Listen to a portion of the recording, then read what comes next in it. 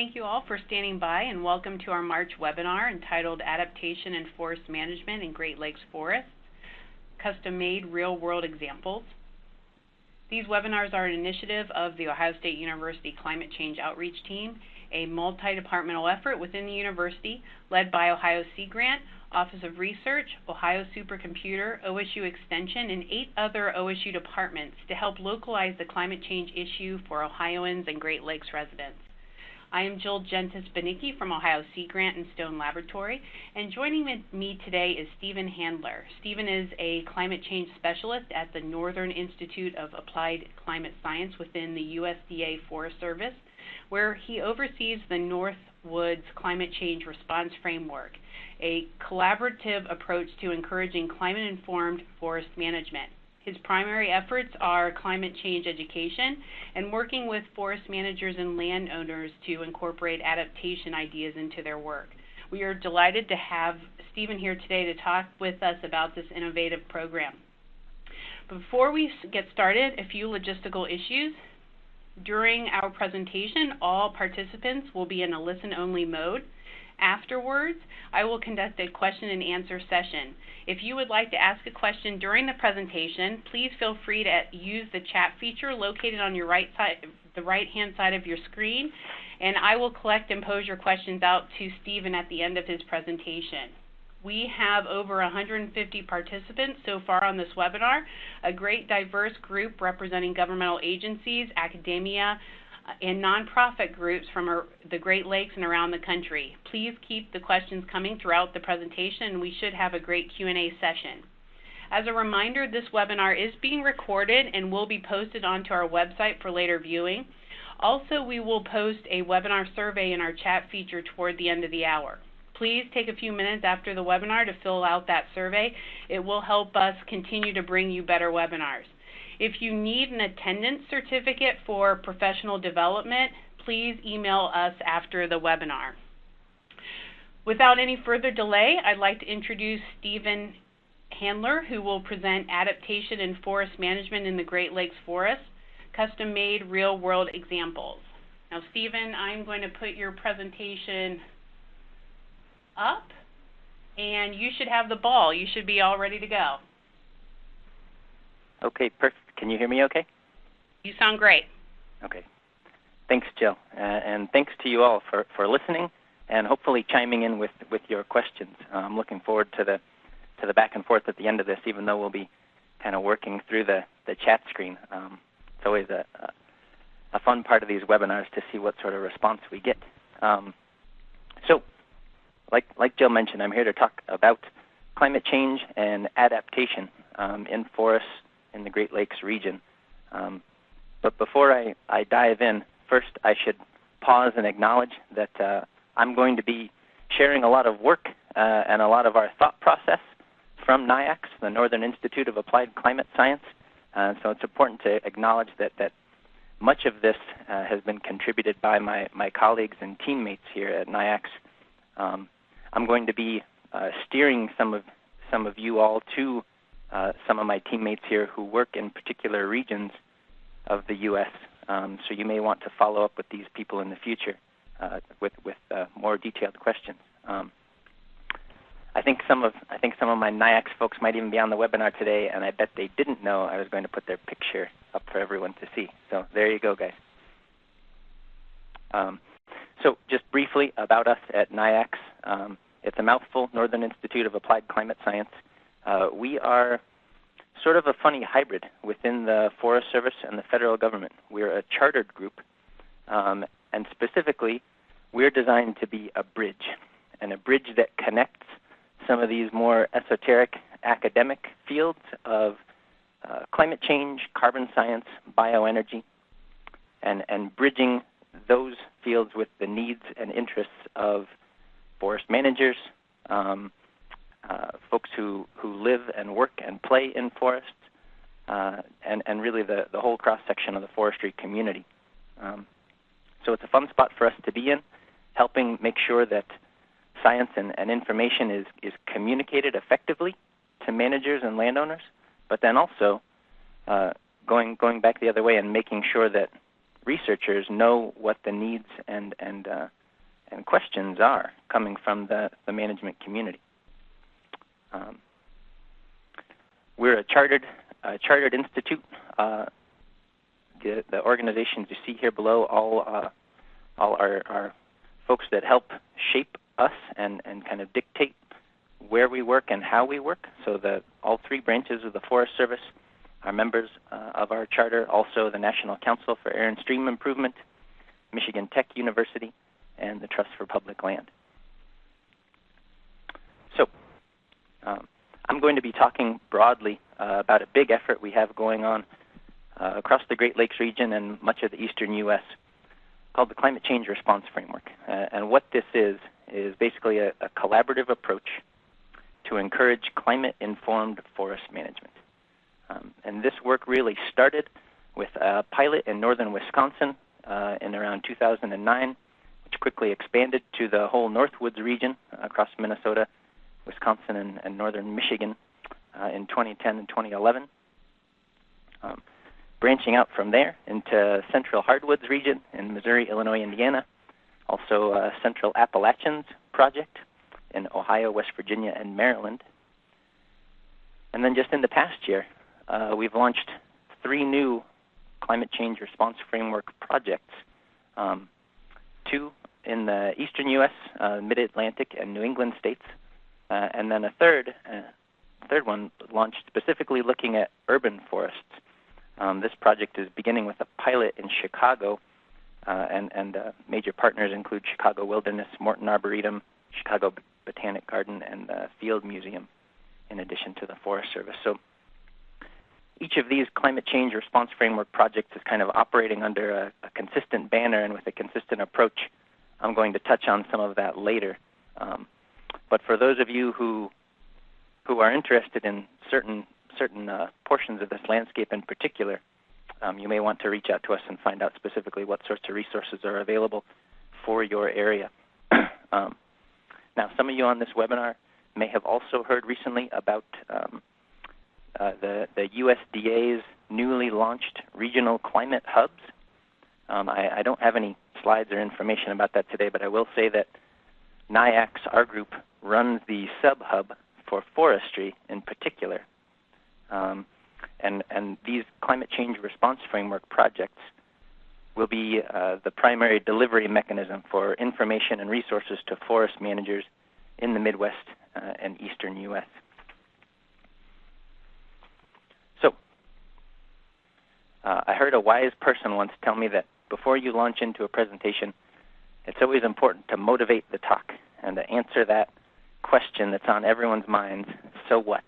Why am I sitting here in front of my computer giving up my lunch hour on a bright and sunny winter day? At least it's still winter up here in Houghton. And basically, I don't think I'll need to spend a whole lot of time on this, but it's important to get across that forests are obviously a central feature of our landscape in the Great Lakes. They sustain us in many ways, economically, ecologically, and culturally. And we're kind of blessed with a huge diversity and range of forests in this region.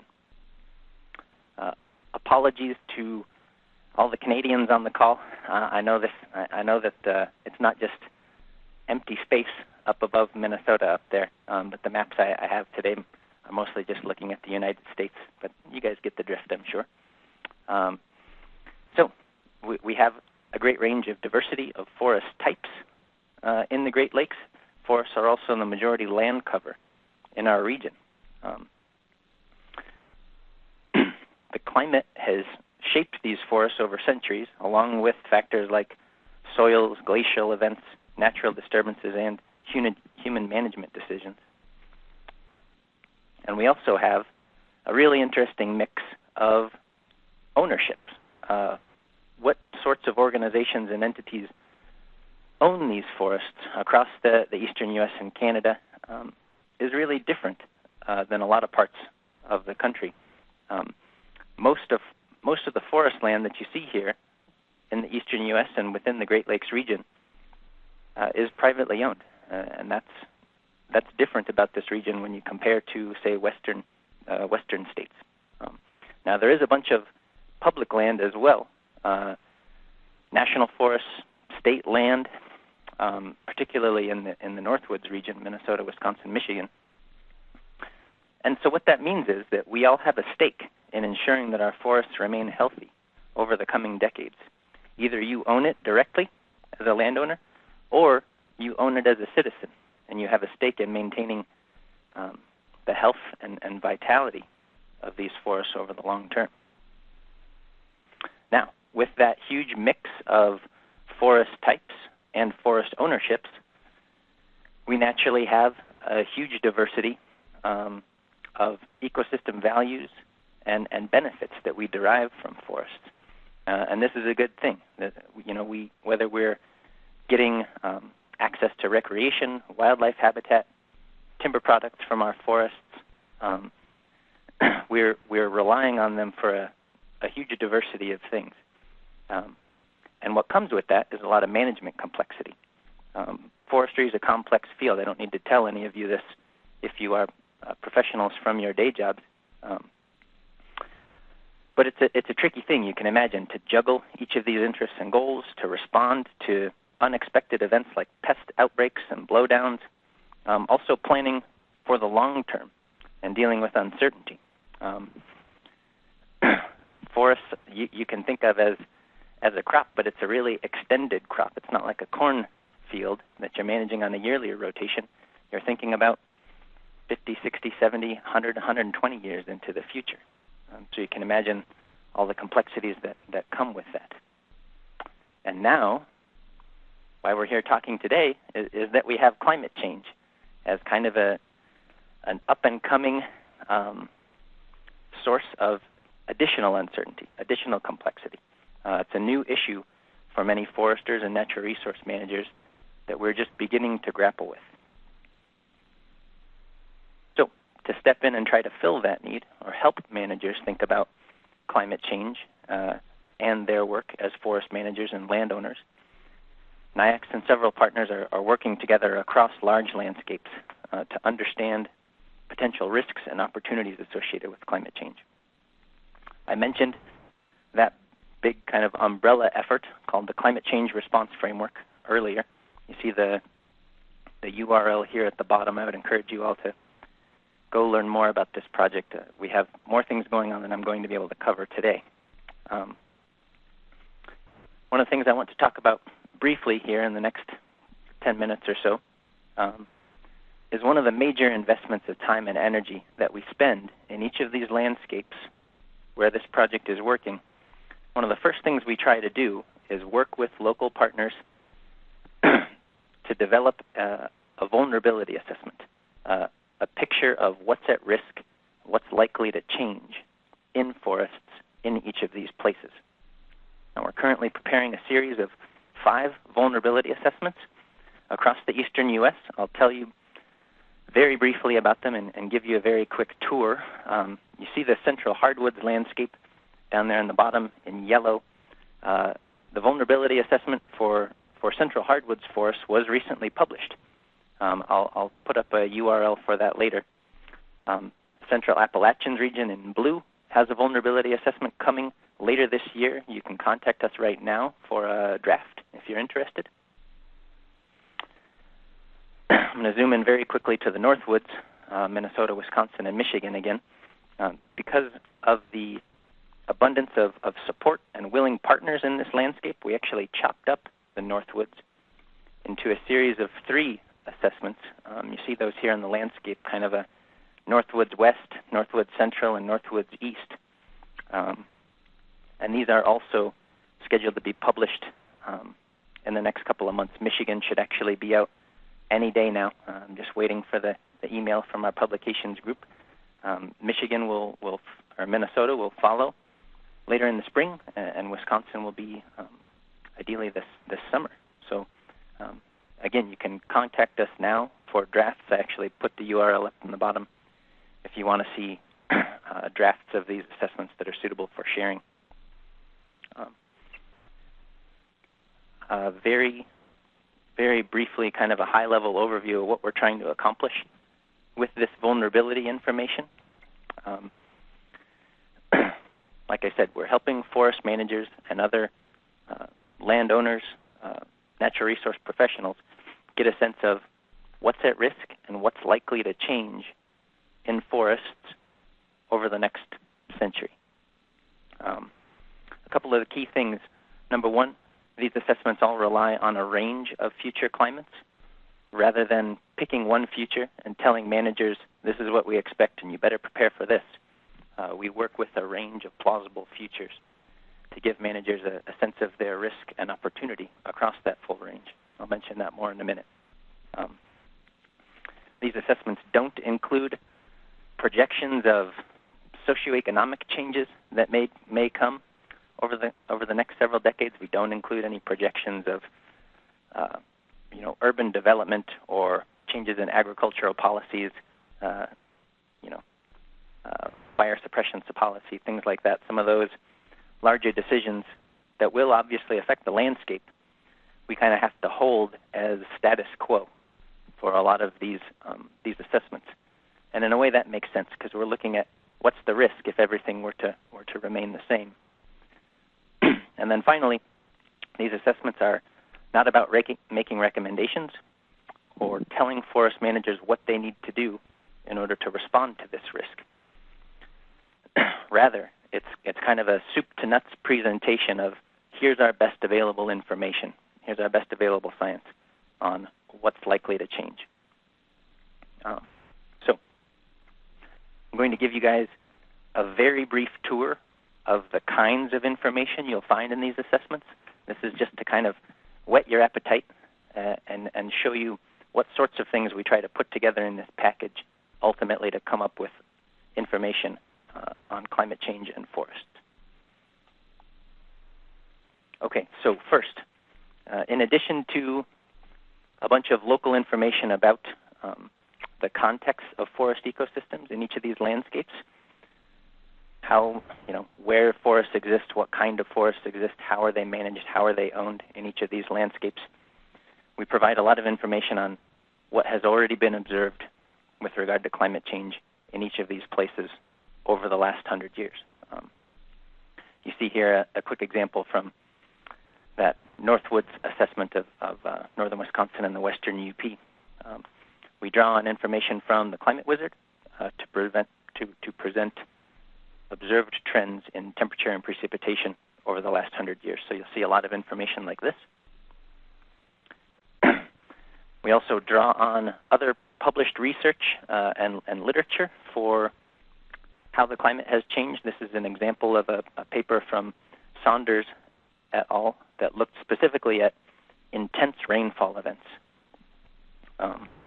across the Midwest region. So these figures show you specifically how has the frequency of rainstorms of 3 inches or greater changed across the whole state of Michigan and the whole state of Wisconsin over the last 50 or 60 years. And this is a trend that is consistent across the upper Midwest. Along with research like this, we also pull in several case studies for ecological indicators of climate change, like bird migration data, lake ice duration, things like that. So you'll find those sorts of summaries in these vulnerability assessments as well.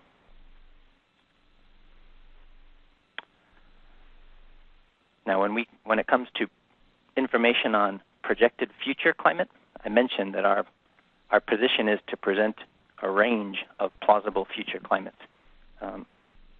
And how we do that is basically we try to bracket the full range of uncertainty when it comes to what's a likely future climate going to be for a given area.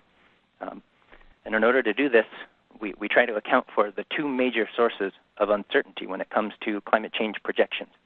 The first source of uncertainty is just the different outputs you get depending on which general circulation model you choose to spin the climate forward into the future. I won't go into a lot of detail about this unless you guys have questions. But basically our approach here is to pick a kind of a low sensitivity model, or a model that doesn't give you a lot of change if you pump it full of greenhouse gases, So on the low side, we have a model like PCM. And on the high end of that bracket, we use a model that has high sensitivity to greenhouse gases. So if you put in the same amount of greenhouse gas and spin that model into the future, it projects a higher amount of change. That's a more sensitive model. Okay, so that's how we account for the first big uncertainty that I mentioned.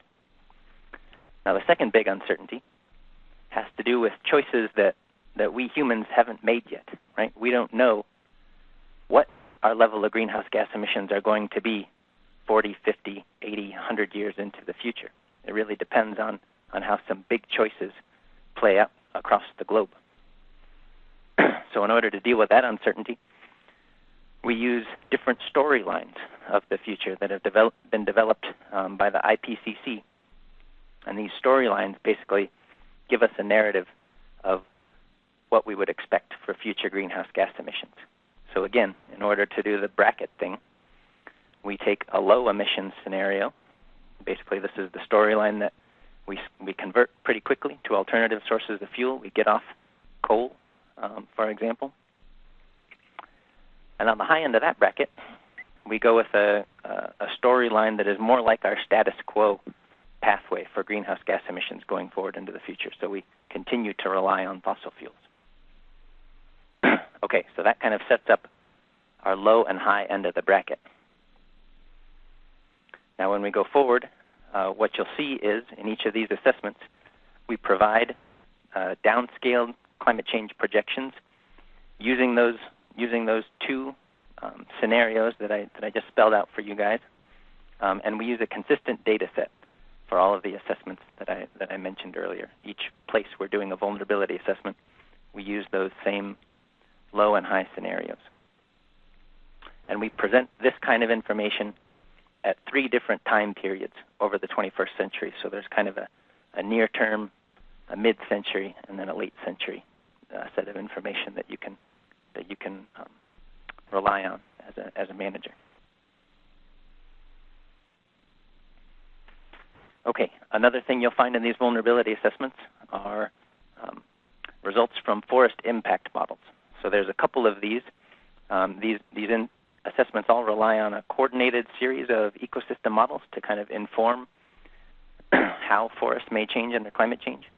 This is just a quick example from Tree Atlas that shows what is the suitable habitat likely to be for a given species at the end of the next century under those same 2 climate scenarios. Another example from a model called LANDIS,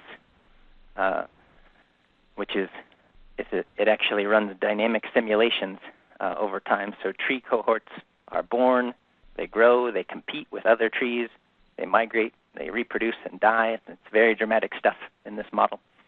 You can also introduce disturbances like wind, fire, and timber harvest.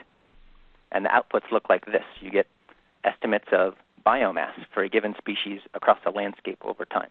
You also get species distribution maps, so you can look at where a given species is likely to live at the end of the century. In addition to model results, there's also a lot of other published literature and information on potential impacts to forests under climate change. In each of these assessments, you will see a big literature review with summaries on topics like this. So if you're interested in what's our current state of understanding on some of these potential benefits or potential stressors, we do our best to summarize that up in a tidy fashion for you. And then finally, we don't just jump from information on models and literature to conclusions about what's at risk. Each assessment has relied on an expert panel process, so a deliberate approach to incorporate information and input from local forest managers and researchers. Each of these expert panels had a mix of federal, state, tribal participants, conservation groups, academic institutions, and also a range of disciplines. So this was an opportunity for a big cross-section of the forestry community to all come together, kick the tires, examine this climate information and research, ask a lot of questions, and then contribute their own knowledge and expertise. And so ultimately we drew conclusions about vulnerability for each kind of forest in each place, and then also our confidence in that vulnerability ranking. So you will see information like this in each of these assessments. In addition to a lot of information about individual species that you come up with from the models, we also put together the whole story for you. So in each vulnerability assessment, I'm showing an example here from the Central Appalachians. But basically, you'll find a 2-page summary that kind of lays out the key factors that drive or that drove the group's decision of risk for a particular forest type.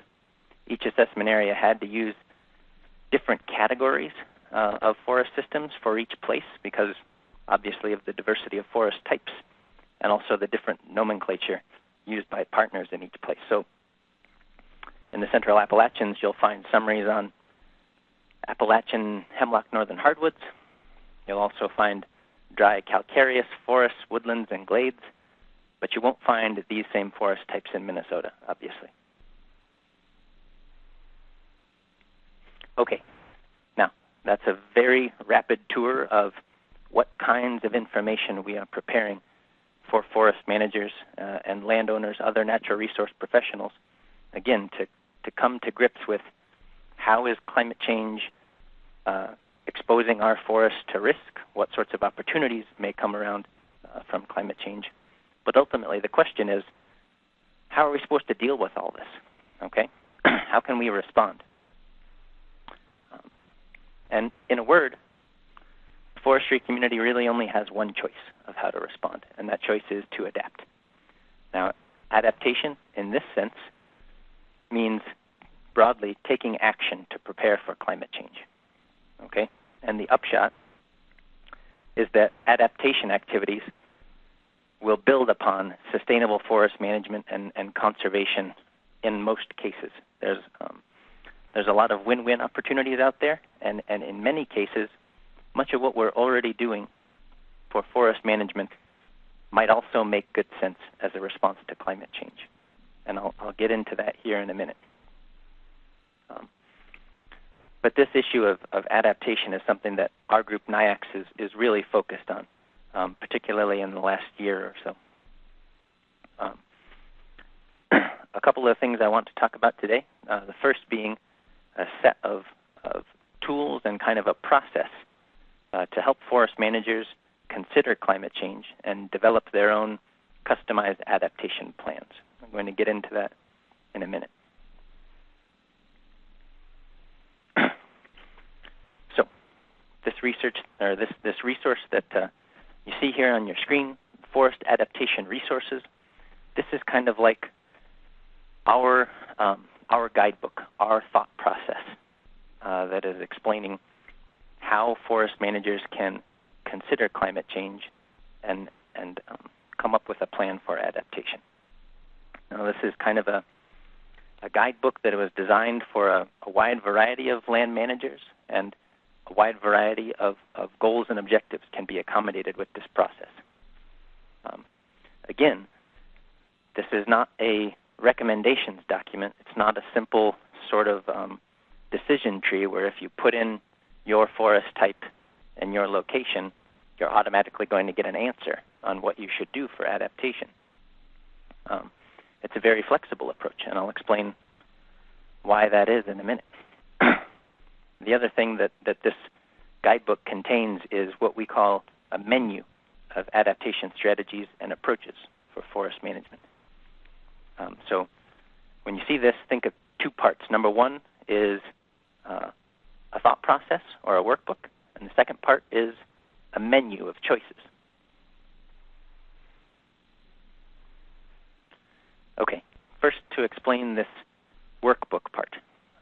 So what we have decided to do in order to help forest managers wrestle with this idea of climate change and come out with a plan to prepare is basically outline a set of key questions. Think of this as kind of like a structured discussion. And we think that this structured discussion can be used to accommodate a wide variety of forest types, a wide variety of management goals in order to come up with an adaptation plan that makes sense. And you see here it starts with defining where you are and what your goals are.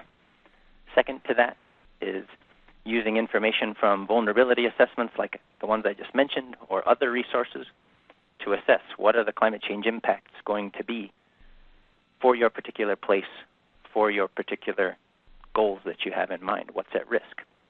Or what are your opportunities? Third step then is taking a look back and doing kind of a climate change filter on your management goals to decide if there are some that need to be thrown out entirely, there are some that can just be tweaked minorly, and there are some that you may feel totally confident with and kind of reinforce the need to stick with those goals after considering climate change. Then the fourth step is going to that menu that I mentioned, and actually this is a chance to be creative, think about your tools as a forest manager, and devise your own adaptation approaches and tactics. And then circling back around with monitoring. What do you need to pay attention to over the future to know if you had any success with your adaptation ideas? Again, just to reinforce this, we don't think there's ever going to be a really sort of cookbook approach or a list of 10 commandments that every manager needs to follow in order to effectively respond to climate change. And that's because if you think about the diversity of values that forest managers have and the diversity of ownerships that exist across our Great Lakes region, two different landowners side by side with the same forest could have very different goals for what they care about. One may be particularly concerned with maintaining a certain sort of habitat for a certain sort of rare species. Their neighbor may be more concerned with producing a sustainable income revenue stream off of that forest. And that's not to say that one set of goals is better than the other. There's no way around that forest landowners and organizations have different goals for the landscape. But because of that, they're going to need a flexible and a very different approach for adaptation in order to continue meeting those goals. So basically what we try to do a lot of times is, as a first step, work with an organization or a landowner to figure out what their goals are and what their attitudes are with respect to risk and how much change they want to try to incur on the landscape. So if you are managing a particular a vulnerable species to climate change, but it's highly valuable to you for some reason, whether it's a cultural value or an economic value, you may have very legitimate reasons for wanting to resist change, right? You may want to hold off the effects of climate change for as long as possible in a given place, and that's a valid choice. Now, at the other end of the spectrum, you may be a landowner or an organization that actively wants to encourage change and promote a different kind of forest that you think will be more likely to be matched to future climate conditions. Not to say that one's better than the other. Those are just different sides of the spectrum. But basically, figuring out where you are within that scale will help kind of define your suitable adaptation activities. And then after you've decided what's your approach to risk and being defensive or more proactive, then there's a whole range of actions that can either be kind of green hill, bunny slope, to use the ski slope analogy here. They can be kind of your green circle options. These may be things that you're already doing or that are already kind of business as usual for your organization or for your particular land management plan. And then at the other end, there are likely some double black diamond actions, things that would require a lot of intense management, maybe a lot more money, maybe a lot more time. These would be kind of more intensive actions at the other end of the spectrum. And so there's a whole range of opportunity in here, and there's a whole range of adaptation actions that can fit within this whole diagram. I'll get to some of those now. So I mentioned that menu. This is, again, part of the Forest Adaptation Resources document. This is a menu of what we call adaptation strategies, and these were combined from all of the scientific literature and great literature we could find on adaptation a couple of years ago. These are 10 still pretty general choices that you have as a forest manager to respond to climate change. These are adaptation strategies. And you can see if, for example, you were adopting a more defensive position towards climate change. Say I want to really maintain my black spruce bog as long as I can into the future because I really care about the orchids that live there. Then I'm naturally going to be directed towards the more defensive end of this menu. So these sorts of activities are going to make more sense to me. And under these strategies, we have, each of these strategies has 3 or 5 or 6 more specific approaches that fall within them. So you get more detail underneath each of these strategies. Now, if, for example, I was thinking more about being tolerant to change and just trying to improve the resilience and health of my forest, then I have kind of a wider suite of actions that make sense in this menu. And finally, if I'm thinking more proactively about encouraging change, then I'm also going to be steered towards a particular set of items on this menu. And so this is a big step of what we do with forest landowners and managers, is helping them think through and connect the dots from this chain of logic where if I know I need to be more defensive, what adaptation strategies make sense in order to fulfill that goal. Okay. Now hopefully everything I have just said makes sense and is kind of sinking in. I think our work at NIAX would still be pretty incomplete if we just left it there and kind of gave people resources and said, okay, go use them, go to work. So the last thing I'm going to talk about today is something we've been spending a lot of time on over the last year in particular, is what we're calling adaptation demonstration projects. And these are designed to provide real-world examples of this whole approach and thought process to show how this adaptation stuff can work in action. So we are building right now a network of real-world examples, adaptation demonstration projects across the eastern U.S. We don't have any yet in Canada, but maybe that's a possibility. And you can see they span the range of geography in the eastern U.S. This map is already out of date, actually. We have 40-plus demonstration projects growing across a range of forest types, a range of ownerships, and these projects are either developed one-on-one through individual conversations and meetings with an organization or with a landowner, or through workshops or training opportunities that NIAX hosts, and we bring together a bunch of different landowners from within a geographic area and have people bring their own projects and go through this workbook process together. That's another way we have launched several of these demonstration projects. Again, the point of these is to showcase the flexibility. So that's the flexibility of this approach, the flexibility of this adaptation workbook, but then also the flexibility that each organization and landowner may have to respond to adaptation. This is a big point that we're trying to get across by showcasing this big diversity, the big diversity of actions that landowners can take. So I'm going to take you through very quickly just a couple of these demonstration projects. If you go to our website, forestadaptation.org, you will find short write-ups of several of these. I'm actually behind schedule right now, posting more of these case studies up on the web, but that's something I'm going to be working on the rest of this month. So you'll see more up there soon.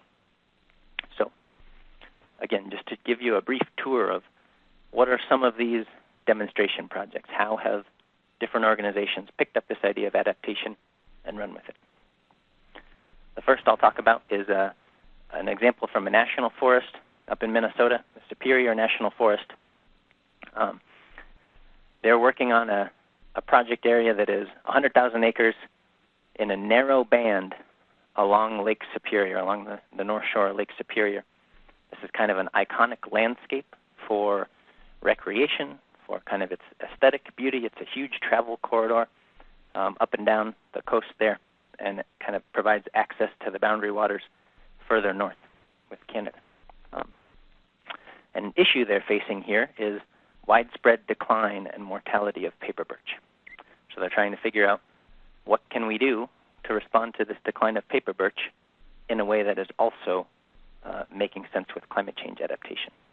So just a couple of examples of things that they ultimately came up with as possible adaptation actions. Their goal was to regenerate paper birch, and they knew they wanted to do some underplanting to increase diversity. When we went through the Adaptation Workbook, they came up with some ideas on where it might make most sense to try to regenerate paper birch. Where are they going to have the best opportunity to meet that goal? And then with their planting, which of those species do they want to really favor? Which of those maybe do they not want to put so much energy into? And what are some additional species that they might want to add to their planting mix? These are species that are projected to do better under climate change in northeastern Minnesota.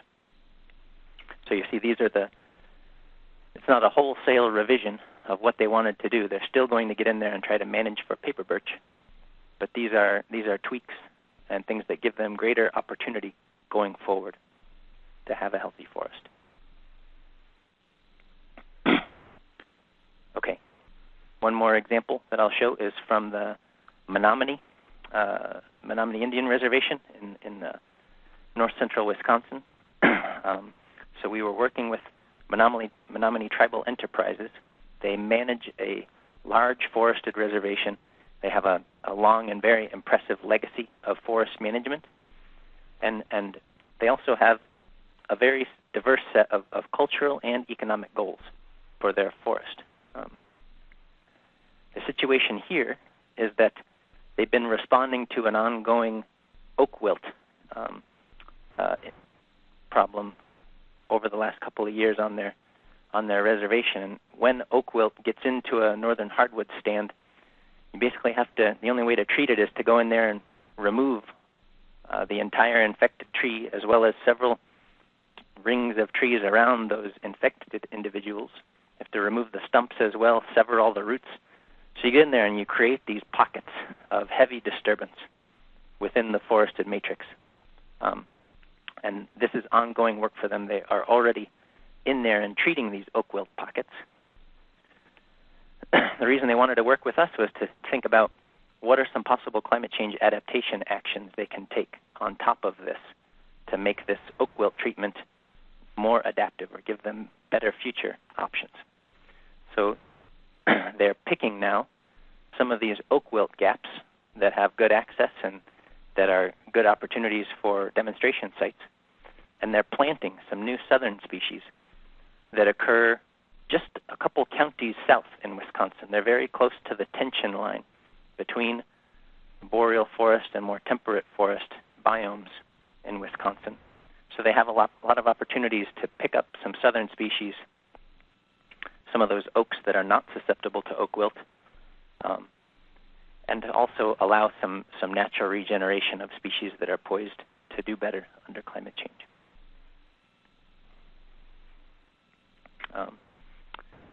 Just in the interest of time, I'm not going to mention these last two examples in much detail. One is with a an aspen management project on the Ottawa National Forest, where they basically reinforced the win-win opportunities that they have for doing aspen management. What are the things that they were already planning to do that make sense with climate change, and how can they communicate that to their public?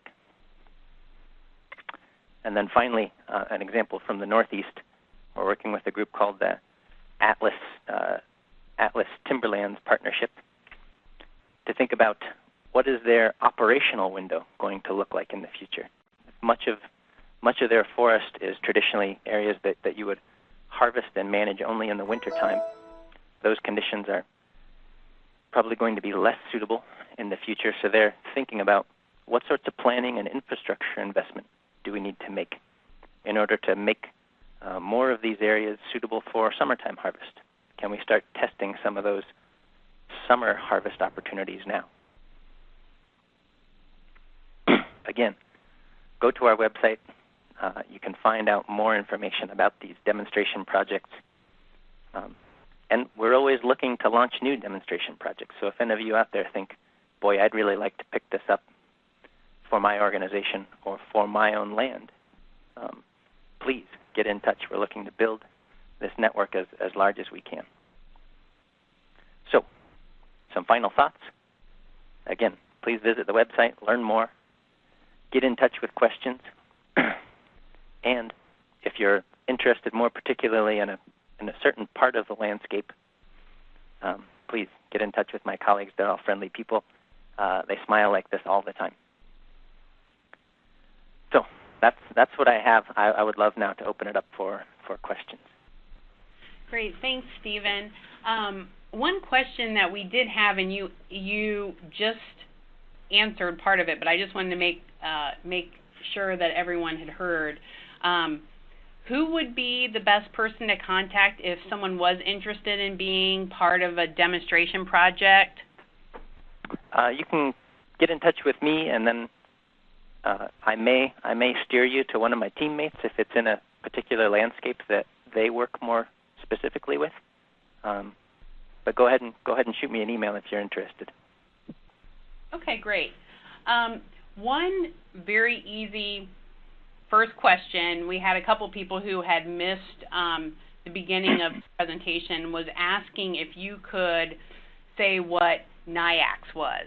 Oh, yeah, sorry about that. So NIACS is the Northern Institute of Applied Climate Science, and we're basically like a climate change support center to help all folks across the forestry community deal with incorporating climate change into their work. And we're a hybrid between the Forest Service, National Council for Air and Stream Improvement, Trust for Public Land, and Michigan Tech University. So kind of a federal, non-federal partnership.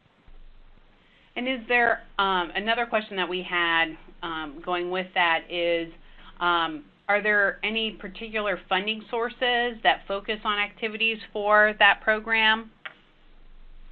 You mean that we get funding from, or that can help fund adaptation actions?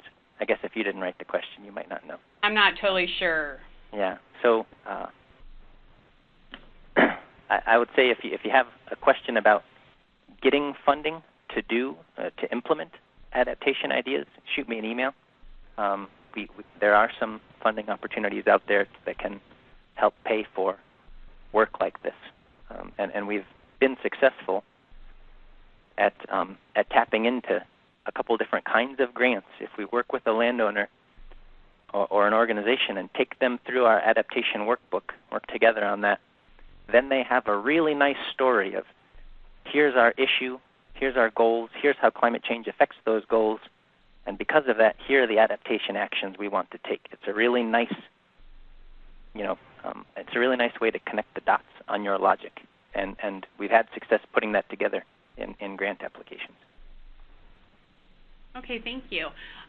Another question, just real quickly, dealing with NIACS, is there a southern state equivalent to NIACS, do you know? We have people that are in the southern part of the states.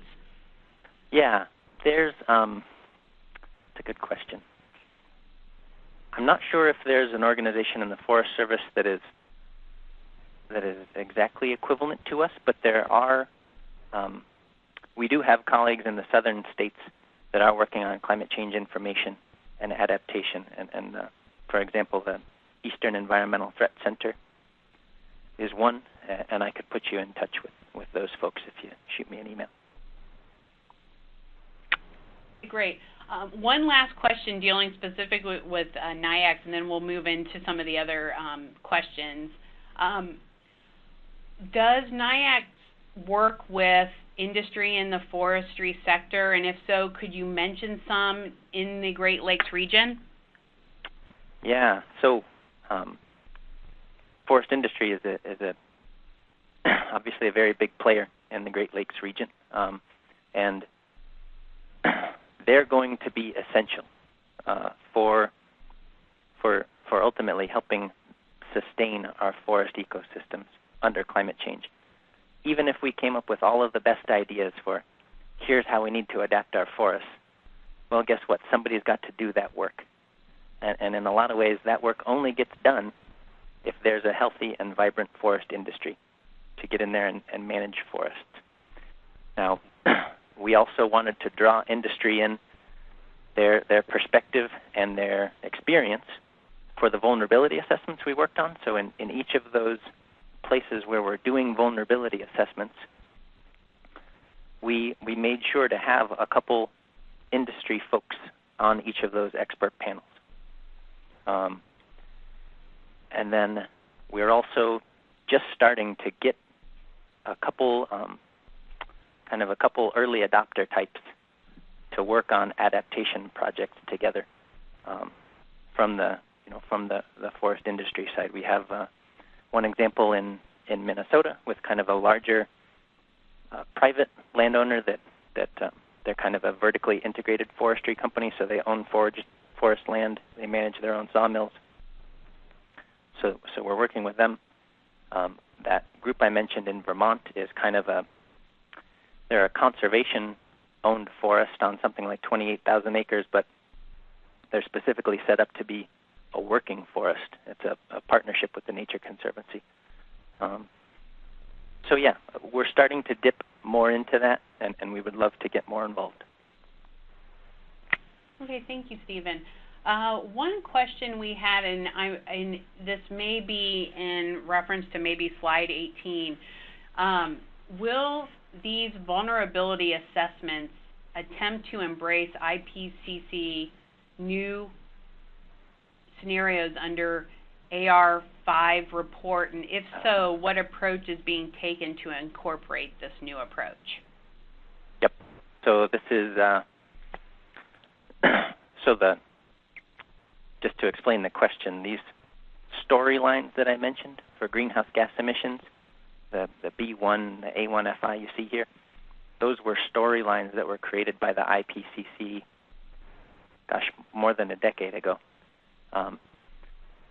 And we've been, the international community has been relying on those same set of storylines for the past several years.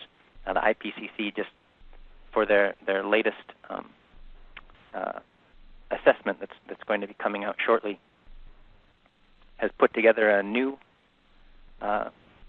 series of narratives, a new set of scenarios, and we haven't, just to answer the question quickly, we won't be incorporating those new storylines into these assessments. This work was started and the modeling work was underway before those new scenarios were released.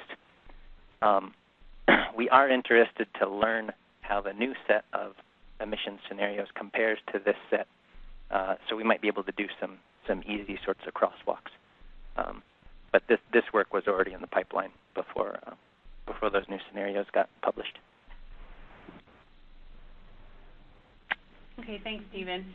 Another question we got was, could you walk us through the planning exercise where alternating dry and wet years in succession are a future reality and the best ways to deal with uncertainty of extremes? Yeah, so how to walk through this. This is one of those things that just the variability year to year of precipitation. We've already sort of started to witness that in the past decade, and that year-to-year variability is certainly predicted to continue under climate change, and perhaps increase when we look at more episodic precipitation regimes. So one of the fundamental ways to try to grapple with that uncertainty is to think about what can I do to manage my risk across a wet year and a dry year. And so we haven't had an adaptation project that has looked at this specifically, but we have. I think some of these defensive strategies make sense, particularly if you're thinking about that black spruce bog that I mentioned in northern Minnesota. Okay, so those kind of lowland peat forests are really adapted to kind of a narrow range of water table levels and kind of a particular hydrologic regime. In many cases, there are already impairments. There are already obstacles that are getting in the way of their normal hydrologic functioning. So culverts that are missized or misplaced, roads that cut through a peatland, things like that.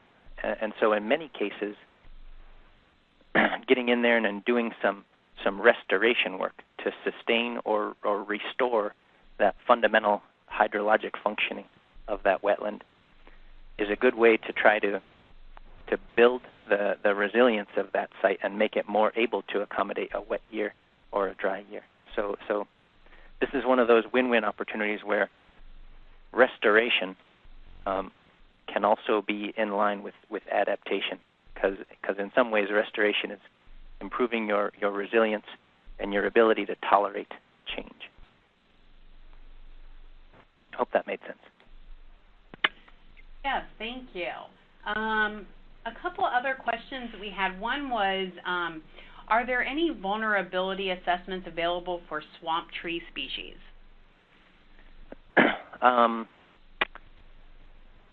Without knowing what species you're talking about in particular, I will say that generally yes, there's a lot of information available. So if you're talking about within a particular landscape, get in touch with me and I'll point you to our vulnerability assessments, because each of these assessments has a whole series of modeling results, species by species. So you could look at how a given species is projected to do under that range of climate change futures. And then I think most of the assessments that we are putting together deal with lowland or swamp communities as a distinct forest type. So in each of these assessments, there's probably an overall picture of whether that forest community type is highly vulnerable or not so vulnerable to climate change. And then if it's a species that isn't included in one of those assessments that I mentioned, there are tools like the Climate Change Tree Atlas that has a big laundry list of species, some of which weren't considered in any of our assessments. They look at something like 140 individual species across the eastern U.S. So we could probably find that one you're interested for in that tool. Another question that we got was, do we understand enough about how forests respond to climate? Or if not, what areas of research are still needed? I thought this was a great question. Yeah. So I will say that we have areas that we are more confident in, and those are, when many different models and literature from a variety of disciplines all points to potential declines or potential increases for a given species, then that really lends support to whether that species or forest type is vulnerable or not vulnerable. Maybe it's a potential winner under climate change. So there are places where the information we have builds increasing support. Now, there are also a lot of areas that are still kind of up in the air, and I'll mention two in particular. One is wildfire and climate change. This is one where we are constantly looking for more help and more information, because we have kind of a general expectation that in the Great Lakes region, climate change is going to predispose us to having more active fire regimes, more potential for increased wildfire. But so much of that, whether that will actually play out, depends on future uncertainties like our wildfire suppression policies, and whether that fire may occur as ground fires, crown fires, etc. So there's a lot we don't know about wildfire. I'll say the same thing about water table level. So we have projections of temperature and precipitation, and we can put those two together and think about how that will change our moisture balance in terms of evapotranspiration and respiration from forests. But I haven't seen a really good model or way of piecing that all together and looking at what does that mean for water table, and how does that interact with soil water.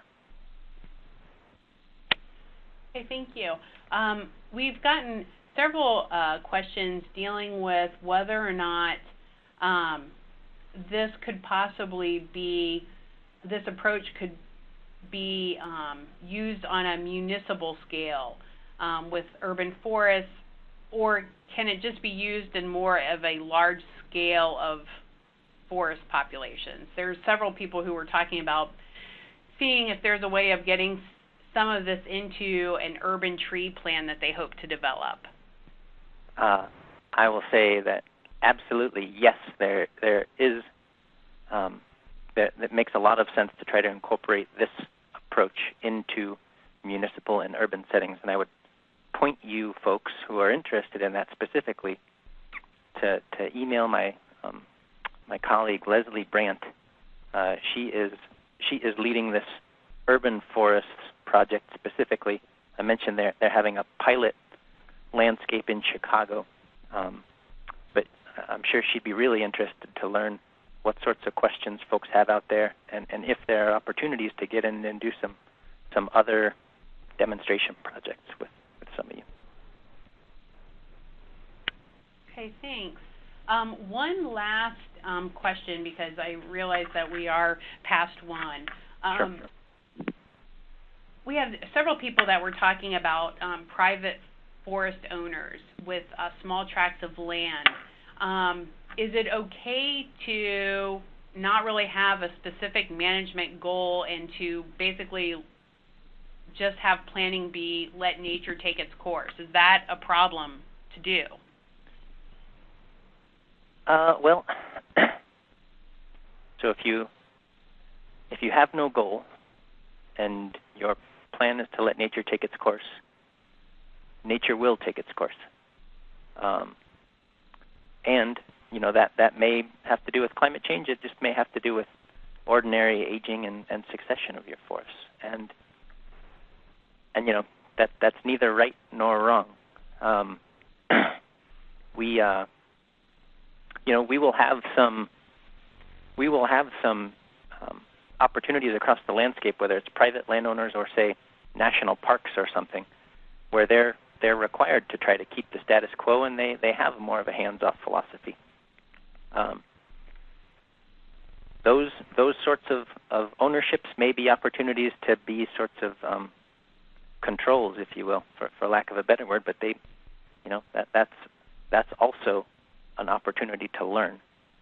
So I wouldn't say that it's right or wrong, but you may want to think about, take a step back and think, what is it that I really want? What is it that I really enjoy or value from my forest? And you still may hit on some things that are values that you want to try to protect, and that still may steer you to some adaptation actions that may surprise you. For example, if you're really concerned with just maintaining a forest, you want to have a forest there. You don't want it to be a grassland. Well, then, you may have a wider opportunity for playing with species over time if you don't particularly care what kinds of trees you have, just so long as it's not grassland. Or you may learn that there are some particular pieces of the landscape that you really value and you want to try to protect. And so you may come up with some adaptation actions that are specifically designed to help sustain those values that you have for as long as possible.